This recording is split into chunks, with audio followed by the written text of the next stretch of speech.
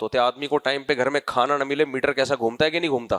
خواتین کو اکثر شکایت ہوتی ہے ہمارے میاں بڑے بد اخلاق ہیں.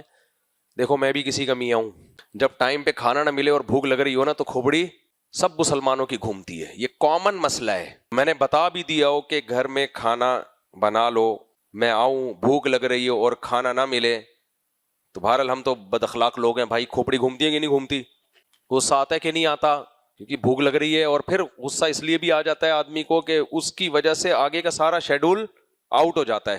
کھانا ٹائم پہ ملے, گھنٹہ بیٹھ کے انتظار کرو, پھر آگے کسی کو ٹائم دیا ہوا ہے وہ بھی میٹنگ لیٹ ہو جائے گی, جتنے سارے کام ہیں ڈیلے ہوتے چلے جائیں گے, اس لیے بھی کھوپڑی گھومتی ہے. بہرحال ہم تو بد اخلاق لوگ ہیں, اللہ ہمیں بھی با اخلاق بنا دے, نبی جیسے اخلاق دے دے ہمیں بھی. لیکن سید الانبیاء صلی اللہ علیہ وسلم کے اخلاق دیکھو بھائی, بھوک کی حالت میں. اور نبی کی بھوک کی حالت وہ نہیں تھی جو میری اور آپ کی بھوک کی حالت ہے. ہماری بھوک ہوتی ہے صبح 2 پراٹھے کھائے ہوئے ہیں, دوپہر لنچ کا ٹائم ہے, بھوک بھی کنفرم نہیں ہے کہ ہے کہ محسوس سی ہو رہی ہے کہ شاید بھوک لگ رہی ہو, اس پہ ہمیں غصہ آ جاتا ہے.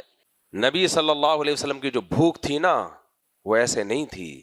وہ کئی وقتوں کے فاقوں کے بعد جو آپ کی بھوک تھی اس کو آپ صلی اللہ علیہ وسلم بھوک کہا کرتے تھے.